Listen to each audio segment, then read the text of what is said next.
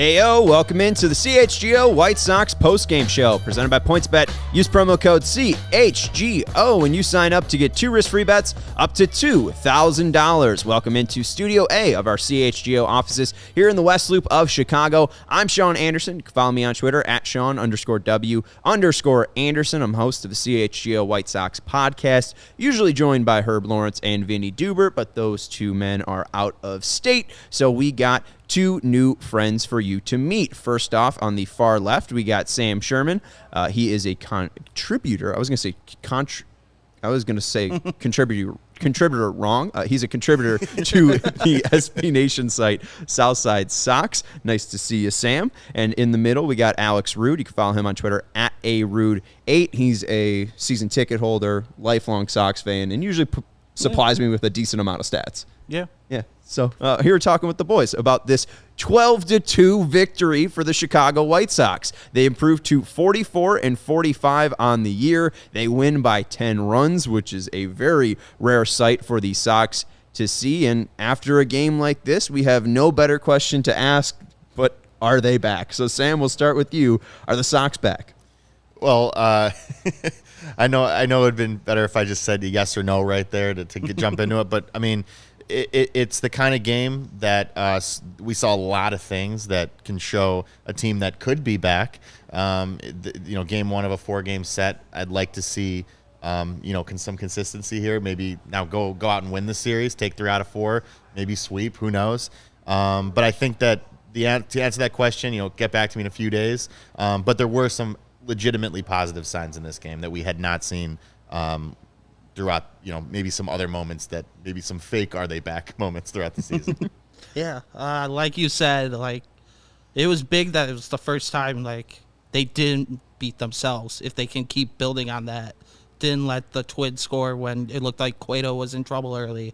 They kept going, took advantage of a bases loaded situation instead of just getting themselves out like they've done all year. If they keep building on these small things, head into the break with positive momentum, yeah, definitely back. Yeah, and I mean, the fact that they're hitting home runs, I mean, that's huge. And the thing that was massive for the Sox is in that 4th inning, they get to 2 outs, bases are loaded, and I think every Sox fan is just like, God damn it, here we go again. Right. And it's Luis Robert up, and he's getting slider after slider, and it's an 0-2 count. And then Sonny Gray hangs one, and I think that obviously the reaction to one of your friends had is something that we'll get to in a second. But we all felt relief in that moment, and it looked like the White Sox clubhouse also felt relief in that moment. That all right, we were up 2-1, now we get a comfy lead, 6-1 here, and they just cruised from that moment. There wasn't really a blip on the radar. Johnny Cueto, we were like, oh, he's coming back out for the 6th inning. He strikes out the side. Yeah. So really, I mean, great signs all around for the Sox. Just a feel-good win from start to finish. And again, we can't forget, you mentioned Johnny Cueto. It's just another good start for Johnny Cueto. We talked about him in the pregame, but can't say enough about just being that kind of stabilizing force that even throughout the really bad points of this season has been shown that consistency. Definitely. And this was his 11th start, and this is his 9th quality start, which I think is 4th in the major leagues this year. Truly a machine. There was one part, too, in this game with Cueto. There was a ball that was hit in front of the mound in the 6th inning, and he runs over, not able to make the play, not able to pick it up and throw it over to first base. And we're like, oh, no, here it comes. Mm-hmm. The crack finally shows in Johnny Cueto after 12 games pitched in. Here comes the break. We finally think that he's going to fall off, and it just looked like he was tired. Just a 36-year-old man running around on the field, getting a little gas. So that was really the only scare that the White Sox had in this game. It was very, very fun to watch, and it was fun to watch out of the gate because the White Sox got out to a 2-0 lead, and they gave Johnny Cueto that cushion. It didn't last for too long as he gave up a one run in the 2nd inning, and the 1st inning was a little bit difficult for him. But that 1st inning, what did you guys see? Jose Abreu driving in a run. Who else? But a real nice 1st inning for the Sox. Yeah, they also took a lot better at bats. You didn't really see those 1-2 pitch outs like they've been doing all year. Guys were taking pitches, being selective for once, which is great sign moving forward. If they can keep doing that, it could be the start of a lot of good things. Also, I would say Would you guys think that turning point of the game where it really went in the Sox favor was when Baldelli didn't challenge that play at the plate in the bottom of the second? Yeah, so in that play, it ends up being a sac fly out to left field. A.J. Pollock gets under it. Gio Urshela, who must have had the largest piano on his back, runs home. And it looked like a real bang-bang play. It didn't look clear, one way or the other. The ump ended up calling out Urshela. It was a great play by Zavala to just pick it up and tag him. But it looked on the replay, like Alex was saying, that it looked like he probably was safe, that he probably got his foot in there before Zavala got the tag on, yet no challenge from Baldelli, and that could have made that game 2-2 at that point. And it's funny because at the time I was joking with you guys that Baldelli didn't challenge that because he's thinking, we're gonna score some more tonight. And they scored one more. But that was, Shout out to that fan. Yeah, reaching over. Ninth inning, Ryan Jeffers hits a home run, or it was Ryan Garlick. Garlick hits a homer out to left field, and they have those gates right above the actual wall, and just this kid, there's like four guys, and they just reach over and scoop it up. It was one hell of a catch. Yeah. I mean, the kid with the longest arms used all of his reach to get that ball. We were joking that he's got banned for life from target field on that one. Yeah, and which one was more of an important ninth inning home run, the Garlic home run or the Seby Zavala homer off Nick Gordon? I saw someone saying, "Is Seby getting benched off that one?" It wasn't on 3-0. Yeah, so we're in the clear, guys. We're in the clear. Seby's staying. That was my fear, though, is that we might not see him for a while. But that's what should happen if you put a position player in. Yeah.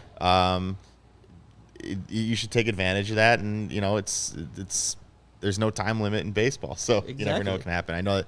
So R.I.P. to the under 3 hours, 15 minutes streak. That's true. Yes, but I think White Sox fans will take it with the 12-2 victory. Zavala's homer was the third of the game for the Sox. Andrew Vaughn hit the first one, and obviously Luis Robert hit the grand slam in the fourth inning to give the Sox the 6-1 lead. Let's talk about them hitting mistakes, because that's been a big thing for the Sox recently. Is if you're hitting mistakes and doing that damage, that's where the talent can shine, and that's where we'll be able to see this team turning a corner. Because right now, or before this game, I think they were still tied with the Royals for home runs. So it's a very dire position the Sox are in. But here's the home run location today. There was the slider that Luis Robert hit off Sonny Gray that just didn't break enough, still stayed over the plate just enough, and it hung right over the belt right there, so it wasn't below the knees at all, and he torched it. It is the longest grand slam in White Sox history, according to StatCast. And then the other one was a Jarrell Cotton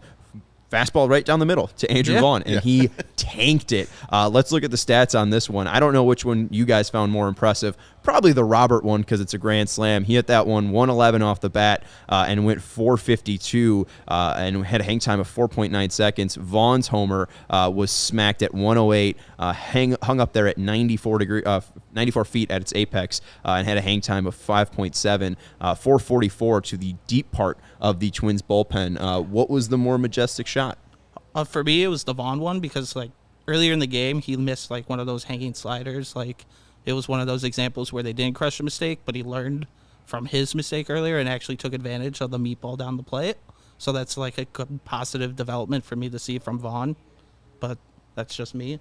For me, it was Luis, because it was a hit with the bases loaded this season for the White Sox, which just I wasn't expecting that in that moment, especially after that first pitch that looked like it was going to be a pop-up to the catcher.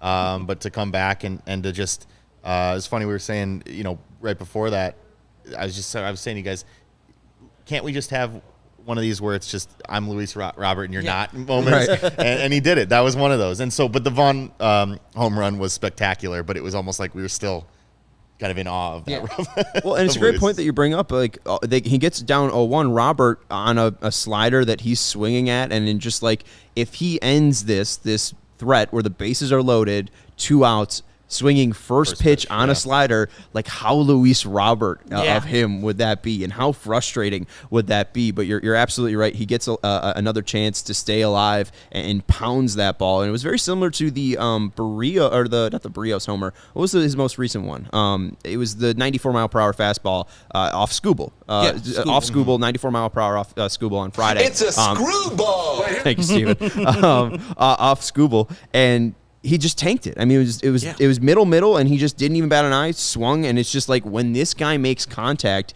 it's just so different. And we haven't been able to see that consistency from Luis yet in his career, but if he ever finds it, and it feels like he's laying off sliders a little bit more. If he ever finds it, I mean, it's going to be a light show for him just because making contact is dangerous. Yeah, and why he gets thrown strikes at all in an at-bat is still baffling. strange. Him and TA.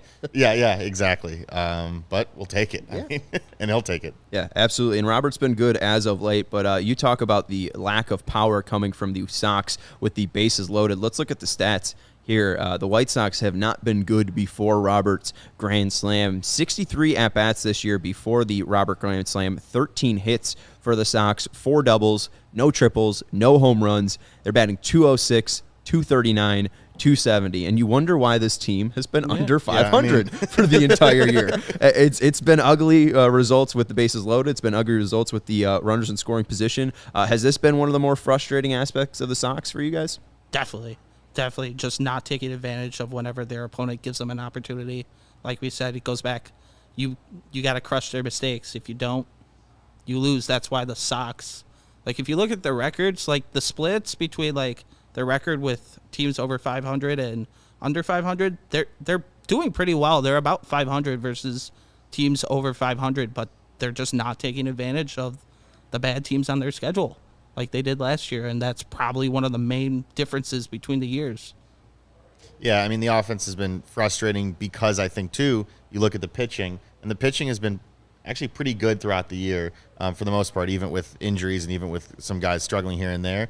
And how many games have there been quality starts where they've scored like 1 or 2 runs and just not supported their starting pitcher? So there's probably a lot of guys in the rotation thinking, where's this been, for me throughout the year? But Cueto is absolutely one of the guys that deserves that because he's had plenty in his 11 starts this year. Yeah, there's been several where he's done his job and the offense hasn't. So this is a nice kind of supporting the guy that's, again, shown that consistency. Yeah, 11 starts, 9 of them quality, and the Sox are 6-6 when he pitches. It's just like they're 500 when right now their best pitcher, or you could probably argue Cease is their best pitcher, but top 2 pitcher goes out, they're 500, and that's just kind of the Sox this year, but that wasn't the Sox today. And we kind of talked about that. I mean, going into this series, you're 1-5 against the Twins on the year, and you talked about it. I mean, they were in the pregame show. There were a couple close games. There weren't too many blowouts for the Sox, and you needed to make a statement on this series, on this matchup, and I loved every second of it. There was not a part that I can complain about. A very rare game for the Sox where we don't have much to complain about, but the fact that we are at this moment, we've been telling people, all right, be patient. It's still early. I don't know if it's a sign of things to come, but at least it's coming. And at least we're not seeing 9-game losing streaks like early on in the year, and you have games or moments of relief like this. So a great game for the Sox. Any other moments batting-wise stick out to you guys for the Sox that we haven't mentioned just yet? From the Sox, I'd actually say another moment from that 4th inning was when Baldelli didn't take out Gray after Harrison hit him with the line drive, and just everything fell apart. Like that led up to the Luis Robert grand slam is because Gray obviously had lost it, and Baldelli had like a Tony moment. So it's nice to see them taking advantage of another manager's mistakes. Well, and I wonder too, like Stoney was mentioning it, like you got to get to Gray to get this to this Twins bullpen, and I do wonder if Baldelli's main objective this series is don't let him get to the bullpen. Like I need to ride in moments like this where Sonny Gray has got an ERA of 3. Like this is such an important series for the Twins too. I think they probably want to bury the Sox, and here come the Sox coming out and burying their best starter and burying the team completely. The past 2 games against the Twins, they've beaten their best 2 starters, Joe Ryan in the Wednesday game last week, and tonight Sonny Gray. So, in theory, if they could do that against their 2 best starters, they shouldn't have struggles with the rest of the starters this weekend. Yeah. Sonny Gray's been around a while, so, those guys like that, normally you want to give them kind of benefit of the doubt if you're the manager to kind of battle through. And I was thinking about that with Johnny Cueto in this game, where he did early, looked like maybe, I don't know if it was when that ball dropped on the bad break that that Robert had. Actually, maybe 2 bad breaks in that game. But I was just really impressed kind of on the other side with the White Sox, and specifically with Cueto, not maybe showing some cracks in the composure, but then kind of keeping it together and then having obviously a really solid start. But then with Gray, of course, he didn't come through that there. So. Yeah, and Cueto too. I mean, we'll get to him in a little bit, but maybe they took his advice too. I mean, ball in the air. That's what he told them after the Angels game, and they're listening to Johnny Cueto. Cueto for manager at this point. I mean, he does every coaching by himself, first base and third base coach at the same time as well. He's calling out everything. He's all about running, so I mean, he could get him in shape, and we almost saw another instance where Joe McEwing got a guy thrown out at home, but thankfully, Yohan Moncada had a fantastic slide. So shout out to Joe McEwing and shout out to Yohan Moncada. The White Sox did have fun too. I mean, that's probably the big story of this game. They hit mistakes and had fun doing it. And this is the reaction after Moncada slid into home, was safe. They went to a challenge and everything. He got the foot in. It was a great moment of relief for the Sox and Jose Abreu. And you might be able to see that runway that he has in that dugout. That is Jose Abreu after he went down to the far end of the dugout and slid in front of Tony La Russa and then got up and went all the way back in front of Tim and Yohan and slid again on the other side of the dugout, then making a safe motion, and you could see Tim laughing his ass off at Abreu. And then he forces Moncada to high five. Can we go to the Mark Potash tweet here, Steven? There's the high five of them two finally connecting. Moncada's just looking at him like, you are fucking ridiculous. And Mark says, funny how the White Sox look dead and disinterested with a lifeless dugout and fractured clubhouse when they lose, and energetic and engaged with jovial dugout and close-knit clubhouse when they win. Sam, you mentioned it. A friend said, like, hey, didn't the White Sox look dead after the Robert Grand Slam? And we played it back. Yeah, they didn't. No, you're right, and I'm glad we played it back because after watching that, Sean, like you said, it was relief, and I'm glad you mentioned that because I think we all kind of felt that it's something that they've obviously that the players must have felt with a lot of the circumstances around that Grand Slam. And I think too, I've seen a lot of the comments here come up of just winning solves a lot of things, winning solves a lot of problems, and I think you saw that tonight, just in terms of the body language of the club. Exactly. The vibes were good, like I said in the pregame. They wanted to keep the ball rolling. Happy birthday, Giolito. There you go. And happy birthday, Steve Stone. Happy birthday, Gabe. Yep. Happy birthday, Robin Ventura. It's the biggest thing. I didn't know it was Ventura's birthday. Yeah, they popped it up. It was Stone, Giolito, and Ventura. And Gabe. And Gabe. Yeah. So they didn't put Gabe on the broadcast, but Stoney gave him shout him out. Yeah, Stoney gave him a great shout out. So that was great to see. But yeah, real fun right there. And I mean, the talks about the clubhouse have probably been greatly what's it called? Exaggerated. Yeah. And I mean, I don't know if this team is dead and lifeless, but winning does solve a lot of problems, and we saw last year that this team could have a lot of fun. And we did hear Liam Hendricks mention names like Billy Hamilton on the radio today, talking about maybe why the clubhouse is down a little bit, and Billy brought a great vibe, but still, 90. Called him the greatest hype man he's ever met. Just getting the dugout hyped up after fielding a ground ball. Yeah, and Jose Abreu tried to do his best Billy Hamilton impression today after that Moncada slide home. So that gave the Sox an 8-1 lead, and that effectively killed my Twins -1.5 bet.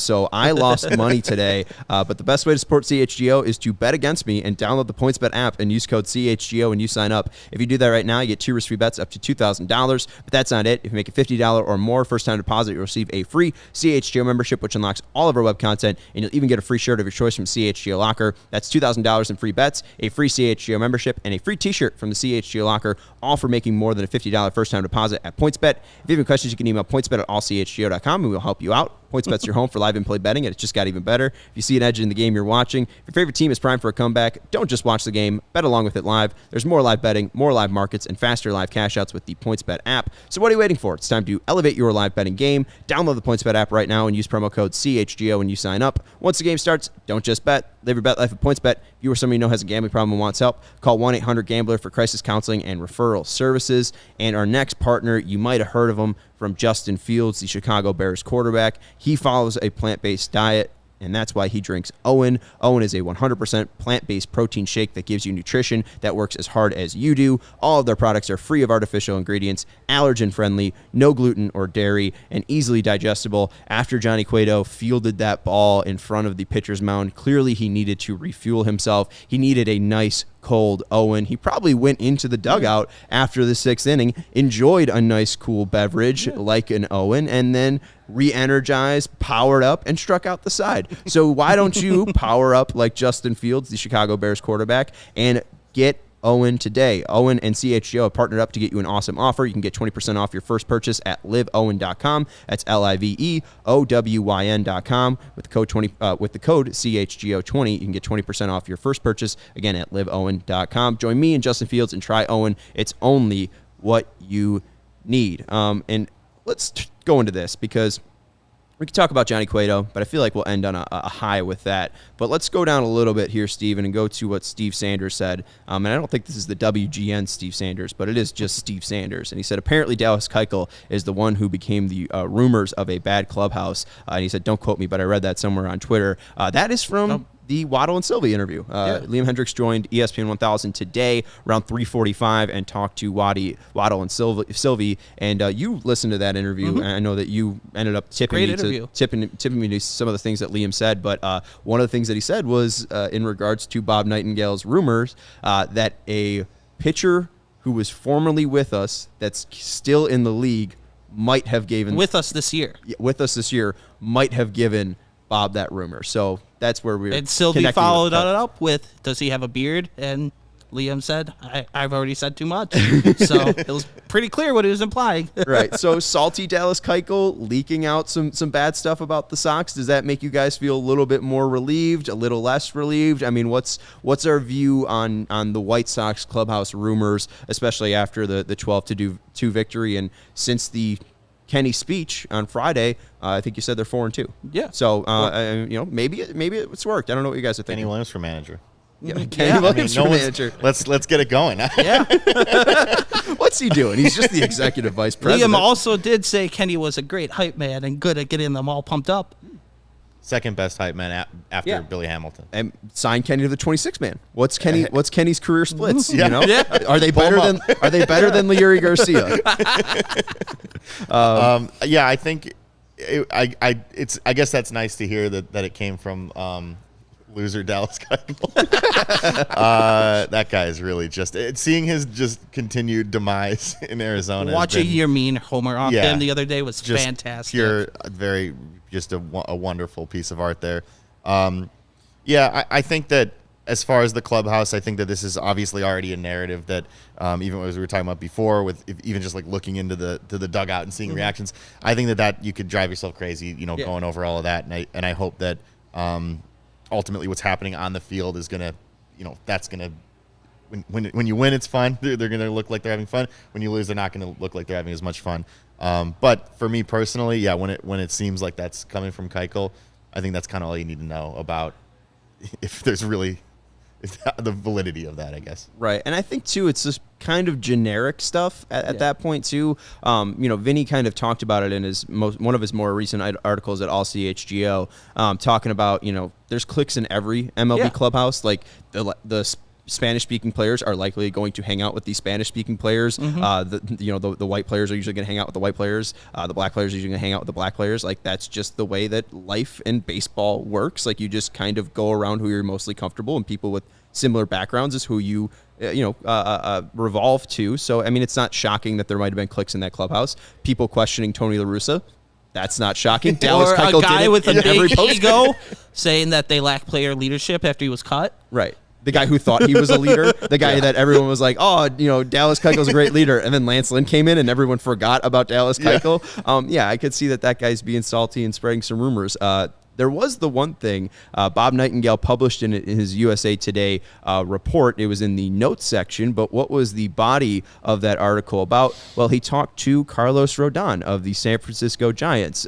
So maybe it's Rodon who ended up leaking the stuff because they were just recently in San Francisco. They swept the Giants. So maybe the White Sox were talking to some Carlos Rodon stuff. Maybe Dylan Cease was chatting up Carlos, being like, hey, that Ethan Katz man, he figured out my slider. there, and Tony's a dumbass. And they all hate me for not being vaccinated. Right. and I'm the villain because I'm not vaxxed. They don't think about Kendall, just me. But yeah, I mean, I think I'd probably buy into more of Dallas Keuchel, especially now that he's not getting the results that he wants in Arizona. Probably salty about his career. I think Carlos probably has everything to give to the White Sox because they didn't qualify qualify that offer to him, so he didn't have to make $18 million this year. He makes $22 million now. I would probably think it's Keuchel, if anyone. Yeah. I've never had the sense that Rodon's had, felt salty about anything with the White Sox. And, yeah, like you said, it did him better by not, extending that offer anyway. So financially, at least. So. Yeah. And hey, you didn't extend that qualifying offer, which means Johnny Cueto is a White Sox, exactly. And he's been one of the best pitchers for the Sox this year. Let's look at his pitch mix and how he got it done today. Here's the pitching line. We'll go to that first, Steven. 6 innings pitched today for Cueto, 1 earned run, 7 hits allowed, 2 walks surrendered, and 5 Ks. Sonny Gray in 3 2/3 innings pitched, 6 earned runs, 9 hits allowed, 1 walk surrendered, and 3 Ks. Johnny Cueto, what's impressed you guys the most about his pitching this year? The consistency, for sure. Every time out, you can basically expect a quality start from him. I think by far, even with the best pitchers on our staff, Giolito had that run of 5 bad starts. Cease has had his duds versus like the Yankees and Red Sox. But we haven't seen any of those from Cueto. He's came out and shut out like the best teams in the league, the best lineups. So like, this is something we can start to expect, and you can always feel good on the day whenever Cueto starts. Yeah, it's the consistency, like you said, Alex, and I think the composure, and that, quite frankly, when I watch him pitch, if he gets into a jam, I trust that even more than other pitchers in the rotation, I trust that he'll get out of it, or even if he can give up a run or two, and it's not going to rattle him. He'll come back and maybe even get stronger as the game goes on. And out of the 11 starts, too, you talk about the consistency. Just to that, out of the, 12 starts now, 12 starts, only 3 of them he has not gone 6 innings and allowed 3 or less runs. So he had a start on May 28th against the Cubs, 6 2/3, gave up 5 earned runs. Against Baltimore, he went 5 1/3, gave up 3 earned runs, and then he went 5 innings, gave up 3 earned runs versus Texas. But in that Cubs game where he gave up 5 earned runs, the Sox only score 1 run. When he gives up 3 earned runs and 5 1/3, the Sox don't score any runs. And then against Texas, that was a 6-8 loss. But hey, he only gave up 3 earned runs, right? Yeah. And for Cueto, that budget signing last minute after Lance Lynn got traded, he's just been such a huge help, and it feels too like he's been a great clubhouse presence. So speak to Johnny Cueto about the fact that he's really meshed well with this team. He's meshed well with the players on this team. Easy fit for Ethan Katz to work out. And never knew he was so tight with Reynaldo. Right, and two, I mean, Tony gets to trust a veteran. Like, it's just a guy that, hey, he's at 102 pitches. Well, let's throw him out and let him go up to 118. So that was fun to watch. Let's look at Cueto's pitch mix here, and we'll talk about Reynaldo a little bit too, because we had a great quote about Reynaldo and Cueto. But Cueto today, 28 cutters, 27 changeups, 27 sinkers, 26 four-seam fastballs, and 10 sliders. So he is just so good at throwing anything at any time that he wants. He's comfortable with all of these pitches. All of them are his first pitch. All of them are his second pitch. All of them are his fourth pitch. All of them are his third pitch. He's just been great. Not a ton of whiffs today. 5 whiffs on 53 swings, which isn't great. 22% called strike plus whiff percentage isn't great. MLB average is 27. But the big thing here, 19 balls in play, an average exit velocity of 85. Hard hit baseballs in today's baseball, 95 plus. So he is just soft contact, just doing exactly what Johnny Cueto does. What Keuchel was supposed to be. And he's not falling flat on his face yet. Yet. And I just like that he's just. This is kind of obvious, but if you watch Cueto starts, but he's just fun to watch. He's weird in like the best way possible with all the dancing and the movements, and also just the pitch mix. It's not, you can't figure him out. And I think that's probably speaks maybe to why it's so hard to barrel him up, is because it's probably unpredictable to face him at this point when he has confidence in every pitch he throws, and it's maybe hard to find patterns in what he's doing. Exactly. Because I don't know if he knows what he's doing. I think he's just having fun out there being Johnny Cueto. So it's worked. Yeah, it's worked. It's been electric, and I agree with Wayne. You need a Johnny Cueto bobblehead. With him on the horse. Yes, with him on the horse. I mean, that's got to happen. Yeah, or like you'd probably sell out the stadium. And we saw one with when he was in San Francisco. He had like the actual the whole body move, so you could do the Johnny Cueto shimmy, which is sick to see. So he's been real fun. Yeah, throwing the kitchen sink as Kevin said, and I've this has always stuck with me. Jim Margolis said earlier this year that he's like an iPod shuffle, that he can throw any pitch that he wants at any time, and it works. And when you have this type of control and this type of feel with your pitches, it doesn't have to be 94 or it doesn't have to be 92. You just got to locate it well, and you'll miss some barrels. I mean, even then, we saw the Gavin Sheets hit where you thought you were going to win click to pick, and it's a 2-0 count to Gavin Sheets. He gets a fastball exactly where he thought it was and just got a little bit under it, and that could have been the difference right there. The Sox could have taken a bigger lead right there, and that's just pitching in a nutshell. That's baseball in a nutshell. It's just the game of inches. So fun stuff today from Johnny Cueto. Great stuff to see from him. And let's go to the quote that we've been talking about with Reynaldo Lopez, who's been fantastic out of the Sox bullpen this year. And this is Raylo on hanging out with Johnny Cueto. He said he likes to ride horses, but I don't like that. When I'm at Cueto's farm in the Dominican Republic, I just sit down in the pool, just talking and having fun, but not riding horses. I do not like that. He has like 10 horses and they have names. It's kind of like this thing in his life. Horses everywhere. He's riding horses for like an hour and he's like, bro, get back on. You're going to be so glad after that. But because my back is sometimes tight, it's like, I'm like, no, bro, no, I'm not going to do that. He's like, you're scared. I'm not scared, but I don't like riding horses. So I don't think we'll see Raylo in the Kentucky Derby anytime soon. But Raylo's been a one hell of a bright spot in the bullpen. Definitely. Since May 1st, both him and Liam have been top 10 in reliever F4. It's like you can't find a better combo of relievers the past 2.5 months. So you couldn't expect anything better from him.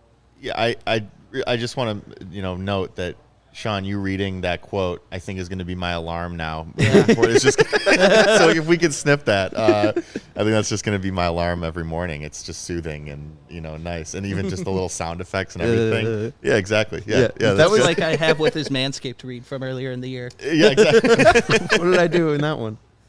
It was the most awkward. It was when you said you used it to shave your beard as well. Oh yeah, but it was 2 different razors. Don't worry, we're not mixing those.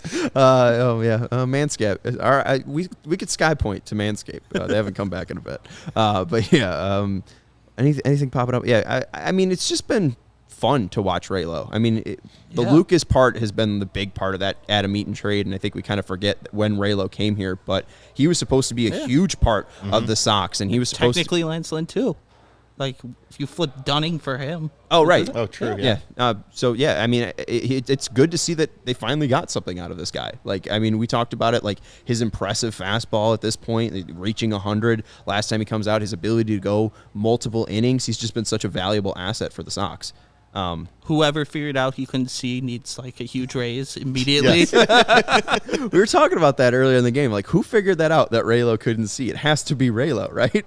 Or is he squinting at Jerry Morgan? He said he couldn't even see the sign, so he was just guessing whatever the catcher wanted. But you wonder, when was that brought up? How long? Why did it take so long? It made it to the major leagues and struck out. It had which is impressive, right? To be able to pitch in the majors without sight. Well, and he had, I think, one game against 14K game Minnesota. Yeah, he had a 14K game. Yeah. So it's something was working. Yeah. I don't know. No, he's always had glimpses of really good stuff. Going back to when he debuted with the White Sox, maybe his White Sox debut, but I guess that's the same thing. Just said two different ways. But seeing the consistency, seeing the confidence, which I think he's always had in him, but kind of reeling everything in and it's just been great that they didn't give up on him, and he's kind of been resilient through all this and found a really valuable role here. Absolutely, and it'll be fun to see too how he kind of evolves this year, because I do wonder, with his ability to be a starter, I do wonder if they push that from 2 innings to maybe 3 innings, and maybe you see a little bit more length out of Raylo, and maybe that increases the valueness of his turn him into an Andrew Miller light. Right. That'd be insane if the White Sox could throw that guy who has starter stuff, and with that length, if he's able to have this, I mean, you lose Garrett Crochet, you get Reynaldo Lopez. It's not a lefty, but he's dominating everybody at this point. So it's been fun to watch. Also, Kenny Williams, he hit 218, 269, slug 339, Leary slash line. What about versus righties, since that's more important? 254, 295, 354, 649 OPS for Leary. So Leary is better than Kenny Williams at baseball. Maybe How's not the glove? How's the glove? Was Kenny an 80 grade defender? We will never know. StatCast wasn't around, but PointsBet is around. And if you want to help support CHGO, you can download the PointsBet app right now and use promo code CHGO when you sign up. If you do that right now and make a $50 or more first-time deposit, you'll get 2 risk-free bets up to $2,000.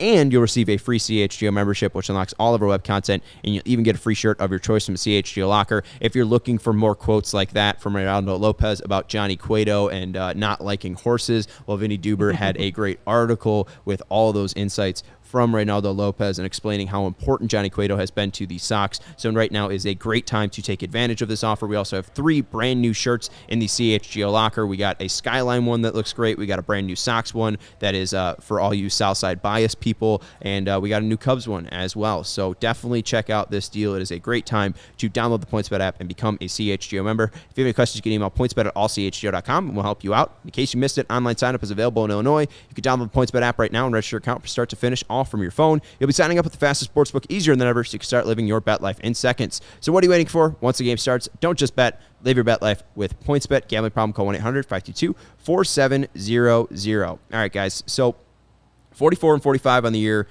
I think Herb has been saying just go 4-4 on this road stretch. At least be 2 games under 500. But now you win the first game 12-2. Time to get greedy. We thinking about stretch, or are we thinking about a sweep here? Like, what's the feel? You said greedy. Yeah, like if you could get the sweep somehow, and like you enter the All-Star break 1 game back, that's a complete different mindset going forward into the second half. Like coming in the Tuesday, they had 2 wins combined versus the Guardians and the Twins. They've had 3 in the past 2 days, so like. Just build on that. Maybe it's something psychologically that finally clicked. Hey, we can beat these 2 teams. Let's do it, and just take the division by force. Well, and it feels like they've been saying, Sam, like we know that we're good. We know that it's just got to be the back of the baseball card. So maybe the flip switch. Maybe, and I mean, I guess I don't mean this has been a very enjoyable show so far, and I don't want to bring it down at all. Nothing about this game to do that, but I will just say that I guess. When I think about whether it's splitting at least or 3 or 4 games, I think you got to at least win 3 or 4 here. Go ahead and sweep. And the reason I say that is because not only would that help them out, but I also think that this team hasn't earned any benefit of the doubt as far as, they've gotten themselves into a position where this isn't like a cherry on top of a great first half if they were to win this series. This is something that they need.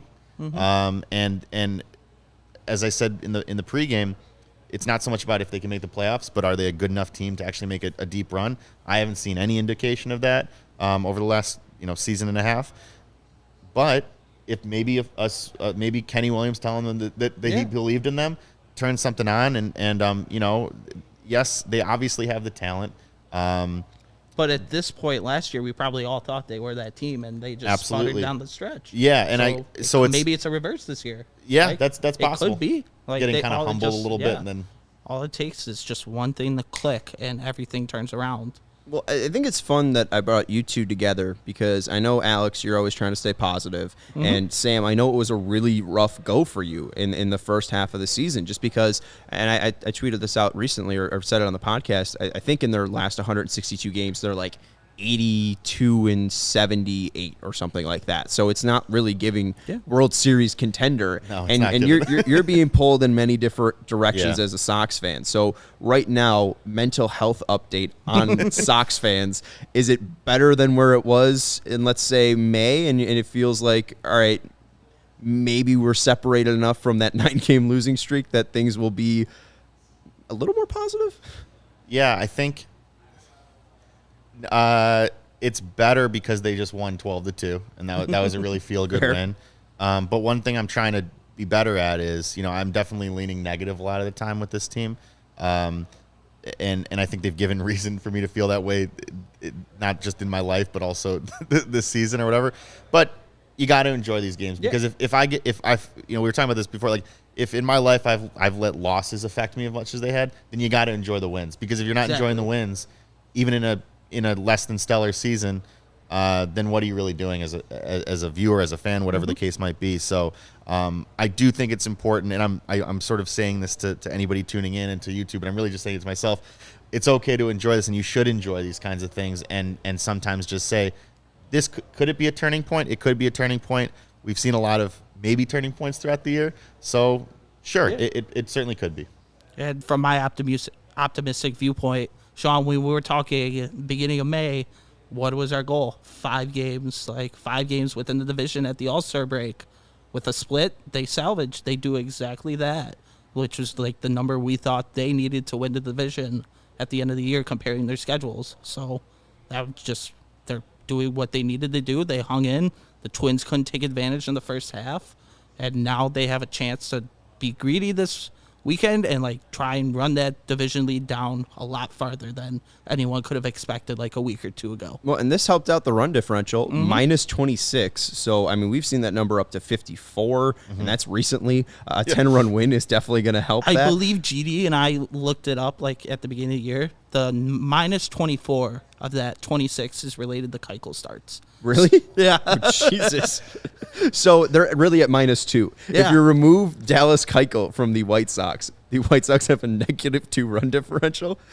Yeah, That's like they were terrifying. losing like games like that Cleveland game 10-0. Got singled to death in that one. I mean, it's really nice to see 4 games back of the Minnesota Twins right now.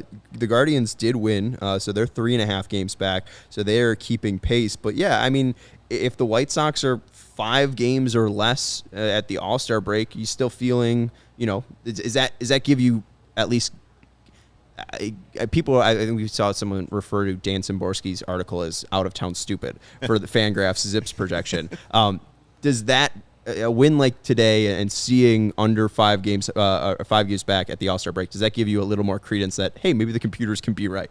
Like that's what I'm taking away. It's just like the talent's there, the mathematical ways are there, like just patience, which is tough to preach. Quite honestly, just like interest in watching this team.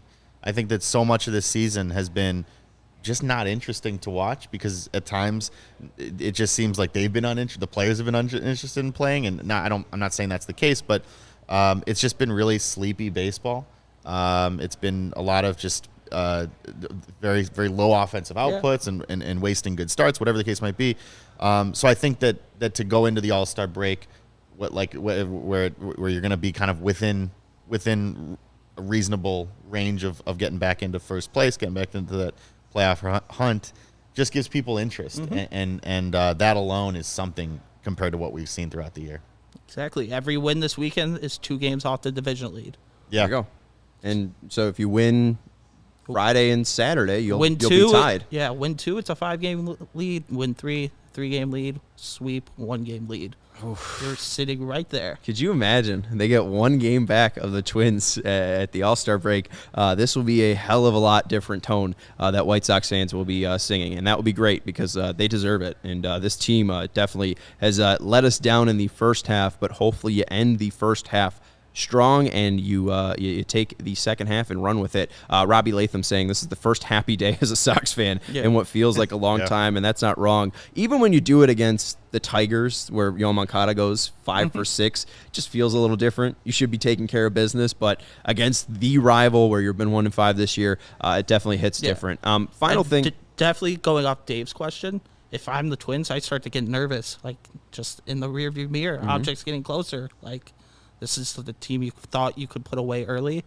Our everybody's best friend, Twin fans Ted, tweeted like earlier this month that the Twins would win the division by double-digit games. I wonder how he's feeling if they're only 1 game back at the All-Star break. Maybe it becomes a discussion like, do the Twins flip Correa at the deadline if they end up losing the lead? Like with like a serious win or a sweep here, like the dynamics of the entire division going forward for the rest of the year could completely change. Well, it was weird, too, to see Celestino react the way he did. The last out was Jose Ruiz threw a changeup. It was tapped right back in front of the catcher, and Zavala just went to make the play and tagged out Celestino. It looked like Zavala might have said something to Celestino, but it's also just like, Dave asked, Twins, you mad, bro? It felt like they might have been. Yeah. And the bench is cleared, the bullpen's cleared. It was a weird moment. Yeah, it felt like we were watching a 2021 Twins White Sox game, like the Twins getting angry at the White Sox after a White Sox blowout. Yeah. And the way the White Sox have played this year, and I was saying this early in the game, I think when it was 6-1 or whatever, it's kind of embarrassing that the Twins, got blown out by the lowly White Sox. So, Alex, like you said, maybe in the back of their head, that creeping down a little bit.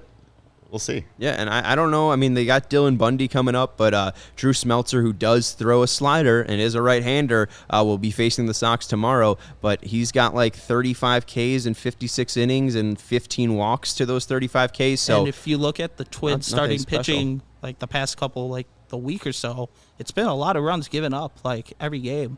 It's the loss of their pitching coach finally starting to rear its head. Wes Johnson, man, that Wes Johnson magic. He's That's bringing it down LSU to Baton Rouge. is dropping bags on something besides basketball recruits for once. Guys, I want to go to what Dave Barista's saying here. Was this the best game of the season? For me, it felt like it was. You didn't even watch the games. I watched enough of the game. Once I saw the Robert Grant slam, I felt really good about it. I would actually say it would be last Wednesday's game versus the Twins because you kept coming back. Comebacks. It's showing heart. Like, the Twins kept trying to put you away, but they couldn't. Kind of like a metaphor for the entire season. Like, they had chance after chance to put away the division, but they didn't. Sox took advantage, and they came out in the end. Will the division be the same? And that was the last time the Sox saw them, and they come back and say, hey, we can beat this fucking team, and they beat them 12-2. I would have to agree. I mean, just the fight that you saw from that team, I think they came back from 5 different leads. That was, I think, my favorite game. You got one, Sam? Yeah, I mean, I think that would be up there for me just because it was certainly a more impressive, they were able to show more heart in that game than a 12-2 game. But as far as this game being the most impressive, it could be. But I would just counter that and say, ask me that question on Sunday, after the series is wrapped up. Because I'm sorry to keep going back to that, but let's just see what they do with this. Exactly. They've got a little momentum with 3-game win streak right now. Big opportunity. I mean, that's what I want to know. Yeah, Absolutely. That's what this weekend's all about. It's about opportunity. You crushed Joe Ryan and Sonny Gray. Now it's time to do it against Dylan Bundy, Chris Archer, and Devin Smeltzer. Yes, and I think I said Drew. Yeah. Devin Smeltzer, and I said he was a righty. He's a lefty, so even more reason that you should kick the Just Twins' like ass. I feel like tomorrow. there's also a Drew Smeltzer. That sounds familiar. I think It's Drew Smiley, I think. There's Drew Smiley. It is Devin Smeltzer, though. it is Devin Smeltzer. No, I'm just Does saying. he have a that- brother named Drew? Is there? If you're watching, It does sound right. I'm looking it up and right you're now. a Drew Smeltzer, let us know. Let us know. Drew Smiley, I think, is the one that maybe I'd be thinking of. But yeah, I mean, I clearly thought it was Drew Smeltzer, so I said Drew Smeltzer. And Matthew, to answer your question, I don't think he was. The umpire was just telling him to stay back. Yeah, Ruiz was picking up Zavala's mask, and I don't think Zavala I think even it was said the anything. umpire's mask. He didn't even notice them going back and forth. He just saw the umpire's mask on the background on the ground, turns around to give it to him, and they're just fighting. And going back, it was just such a weird moment. I mean, we replayed it and just could not It's like tell. the community scene where was happening. Donald Glover walks in with a box of peas and everything's on fire. Right. If you walked in just being like, oh, it's 12-2, and you walked in and saw them fighting after the final out was going on, you're like, what the fuck? I would also throw up there either the wins in New York, the one where A.J. Pollock hit a homer in the 9th inning to give them the lead and then the win, and then the TA Sunday night game. I think that was also a real fun one as well. Seeing Kopech dominate in that game was great to see. And Justin, it was just like they took him out in a blowout not to risk him getting hurt. Yeah, he reached second base, and then they pitched it for Engel, and there's no point. They were up 9 runs at that point, and then Zavala ended up driving it home, I think, or was that in the 8th inning? I think it was in the 8th inning they ended up pulling him. So, yeah, I think it wasn't anything big, because I think we also saw Tony. It was a weird moment. Tony ended up talking to Abreu after Zavala hit the homer, and I think he was like, do you want to stick in the game? Right. And I think Jose said yes. But, yeah, I think it was just protection and saving guys. Final thing on Robert, too. We did end up seeing 2 weird plays from him. You mentioned them, Sam. There was a ball that was a bloop single that got in front of Robert, and then there was also the triple by Buxton that he misplayed. Any thoughts on Robert's defense? Just because I feel like it's taken a step back a little bit. I even saw Casey Boguslaw mention that if Buxton was out there in center field playing that ball, he probably would have made that play. We've always talked about Luis being this great defender, but misreading that bloop single, letting the single get down. We saw Cueto be frustrated, and then that other play would have been an incredible catch. Right. Definitely a high degree of difficulty, but you also expect the guy that has that natural athleticism to possibly make that play. So what are thoughts on Robert's defense? Maybe it's just a thing, like he's seen so many guys get hurt, like doing the basic things, like in the outfield, or running the bases, himself included. He doesn't want to goalie full effort and try run into a wall like he would have in that Buxton catch to risk injury, because he knows him staying healthy is more important. Maybe that's just my only thought that could be the explainer. I think Luis Roberts, this is the hot take of the night. I think he's an elite athlete. I think it allows him to make plays that we haven't seen a White Sox center fielder, other than I guess Adam Engel, be able to track down balls in the gap, all that kind of stuff. That his athleticism allows him to do that. I don't think that he has the greatest instincts at this point as an outfielder. I think that he can certainly get to that point. But even on reads and things like that, again on that bloop, he initially broke back on a ball that was not hit deep, high in the air. And then on the one that you're talking about where he kind of overran it, it's he got to the ball, he just wasn't. Just a couple feet off. Yeah, I'm not long-term concerned about his defense by any means. He can make plays that few can, but it'll just maybe be interesting to track his development. He also makes really hard plays look routine with his speed. Just watching him from sitting in my seats in the 108, he just balls you think that are for sure doubles. He's just casually jogging over there and makes the catch. I just bring it up because there's been the couple moments where he's especially getting under balls and then trying to throw runners out. It feels like he doesn't take the best approach on them. It feels like he's either only taking one step and then going into his crow hop. I feel like he could build up into him. And also, to the urgency of when he's getting under balls, I feel like runners have taken advantage of him on certain fly balls. So I noticed do feel that was directly in the Blue Jays scouting report when they were playing. They were being super aggressive on Robert for that reason. Yeah, it's just, and even the lackadaisical effort. There was the ball where I think it was Sheets and him converged on a ball in right field at the G rate, and he just ended up, I think it was Engel maybe, but he ended up just completely missing the ball to his right. So it's just, there's been some frustrating moments, but he crushed a grand slam. Yeah. So, maybe I should ask this question. What's a better Luis Robert home run, this grand slam or the A's home run in the postseason off Mike Fiers? Postseason. Okay. It was, hey, you talked about the 14-inning grand slam. That's a good point. You're the regular season guy. Even with that, that's a good point. I'm still saying postseason, but tonight's was pretty cool. I think that one went 487. So that one still went 30 feet deeper. That one was smashed. And I remember just getting so excited in the Score studios that day. I took my headset and threw it down. Enjoy. I broke my own property. Enjoy because of that homer. So I'll go with you. I'll say the A's postseason home run. But that's going to do it for the CHGO White Sox postgame show. We appreciate Sam Sherman of Southside Sox, the SB Nation website, for joining us. You can follow him on Twitter at Northside Sox Pod. And Alex Rude also joined us. You can follow him on Twitter at ARude8, a member of the 108 and a season ticket holder of the 108. So you can always check him out there if you're out in the right field area. He's usually at every home game. So go say hi to Alex if you see him out there. So that's going to do it, though. Appreciate you guys joining us, and hope you had fun. Congrats on your wedding, UPS. Oh, glad you got it in there, right there. And, hey, we found out Sam's engaged, too. So congrats on your wedding, Sam. There you go. So that's going to do it for the CHGO White Sox post-game show. Sox win 12-2. Thank you, everybody, for joining us. You can follow me on Twitter at Sean_W_Anderson. And you could follow the show account at CHGO_White Sox. Again, thank you to Alex and Sam for joining us. It was fun to get to know them and meet them and talk Sox with them. We appreciate, again, everybody else. And yesterday I said the Sox and in the pregame today, and I said it in the pregame. I did too. And I bet money on it, and I lost all that money. So don't worry. I was wrong, and my wallet felt it. But that's going to do it for the CHGO White Sox podcast. Thank you to Fleetwood Mac for your 1979 album, Tusk. We'll talk to you tomorrow. Go White Sox.